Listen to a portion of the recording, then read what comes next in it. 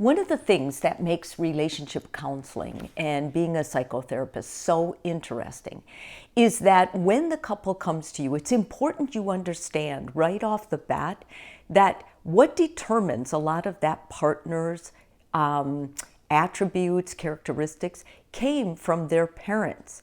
And if you have a couple in where one partner of those couples was raised by a dad who was absent, avoidant, or maybe abusive in that child's life, who is now the adult standing before you, it is going to be very difficult for that person to have a healthy relationship if they haven't resolved those issues.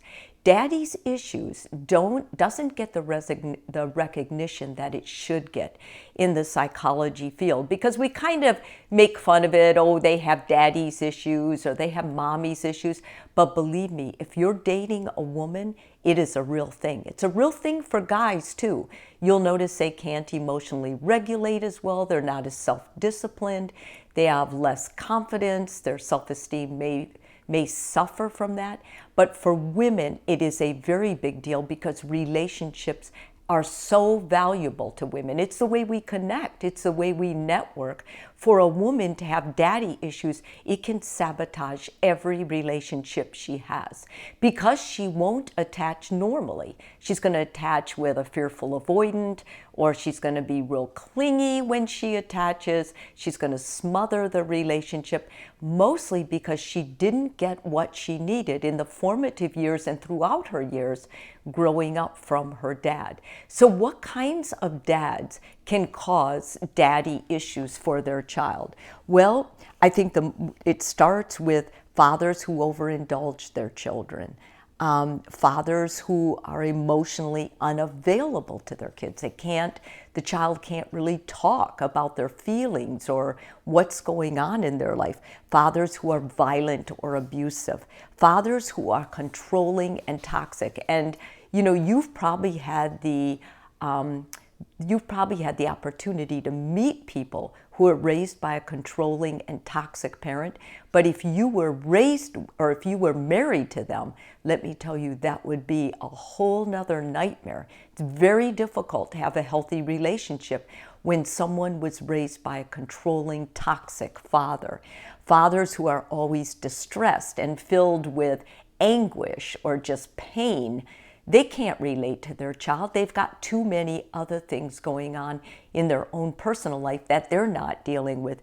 And the last that I think is very significant is chronically ill fathers. If you grew up with a chronically ill father, their health takes priority over the marriage to your mom or over anything else, their constant physical needs. And you may be able to bond with them. You might be able to read with them, to do crossword puzzles with them, to do all these sorts of things. But emotionally, you may start feeling guilty. You may start feeling like, oh my gosh, I don't deserve this. And they're in such pain. And a child is naturally going to take responsibility for that. What's interesting is until you resolve the issues you have with your dad, you're not going to be able to resonate with another healthy partner. You choose someone who is like the issues you have with your dad. So if it's abuse, you're going to choose someone who could abuse you. If it's toxic, you're going to find somebody who controls you. I mean, it's classic. And even if you say this person is completely different, that won't be the person.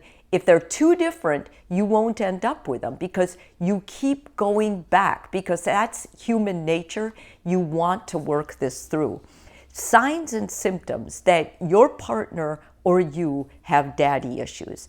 You're possessive and clingy. Remember, it's attaching. It's all going to be an attachment behavior. So if your partner or you are clingy or you're fearful avoidant, you can almost bet, or you feel easily abandoned, these are all going to play in with daddy issues.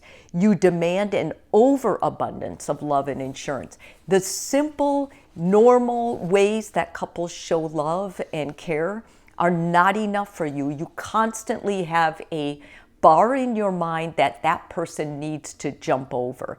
You want sex all the time.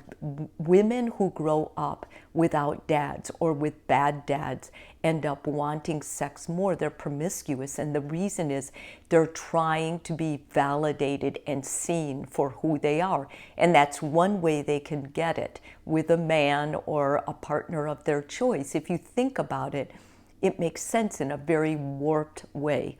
You are only interested in dating older men. Now that isn't, I mean, that is true, but I've seen people not need to go to extravagant forms of an older. The partner needs to act older, because once again, they're looking for that replacement of a father. So that person needs to act older than they are. They're afraid of being alone. They do not want to be alone. In fact, they will stay with somebody who hurts them for this simple reassurance of not being alone. They repetitively choose to be with abusive men, and that is more so if they were emotionally, physically, or sexually abused. And you may say, well, I was raised by an abusive dad, and that's the last thing I ever want. And even though intellectually you know that, it's interesting what these people end up marrying. They end up marrying someone that has the same problem. And this is true for men too. If men were abused, either they will be the abuser themselves if they're the guy, or they will marry someone who will abuse them just as their parent did. And I can't tell you the number of clients I've worked with and seen this pattern with them. So how to resolve it? You must go to therapy, because if you want a healthy relationship, you're setting yourself up to sabotage that.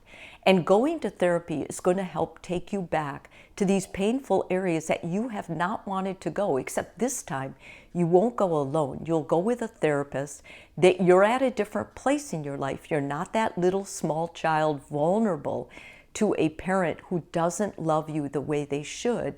And lastly, they're objective, so they're going to be able to give you both sides, maybe a little bit, so that you can understand it as adult but still feel it as that little child. So that's the way you really work through it. You deserve to work through it. You did not deserve to be a child who wasn't raised by a dad who could love you and show you what true love for their daughter meant. And so that's why I think if you recognize yourself in this list of what it looks like, and friends have told you, I think you have daddy issues, and you demand way too much to prove love to you, then I would highly suggest you go. It's time. You deserve a healthy, loving relationship.